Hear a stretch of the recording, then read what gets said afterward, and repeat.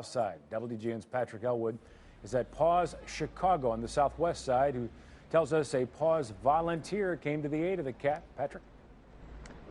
Definitely a group effort, Mark. Good afternoon to you. This is a story about Nikki the cat. In many regards, it's a sad story, but ultimately, it looks like it's going to have a happy ending. As you referenced, Nikki's inside this PAWS Chicago clinic recovering after being tortured by fireworks. Battered and bruised cat, who the animal experts at PAWS Chicago have named Nikki. You see, Nikki is lucky to be alive.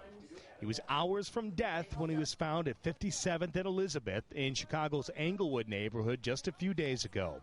He was found by this woman, Shakita Murray, and with just one look, it was obvious to her that he was in bad shape. I could tell by the way it was meowing, I knew something was wrong with it. I felt bad for the cat, so that's why I knew I had to call somebody. And this is who was called. I love you, Nikki. Yes. Georgie Black is a PAWS volunteer who goes out into Chicago's neighborhoods to rescue feral or abandoned cats almost every day of the week. This is very severe. From 1 being low to 10 being high, I'd say it's 9.5. With injuries to his neck, leg, and torso, Georgie has seen this kind of animal abuse before. Fireworks around the 4th of July put to sinister use. I believe that he was tied. This is the common way they do it. They find a friendly cat. Somebody let their cat outside. It's approachable. They tied it up to something, and then they set firecrackers around it. They light it, and they run away. And I believe the cat escaped somehow from being tied and possibly broke its leg and went and hid for a long time, maybe as long as a week, because it was quite starved by the time we found it. It couldn't walk. At PAWS, they believe Nikki was once a household cat, not afraid of people, and was easily led into the wrong arms.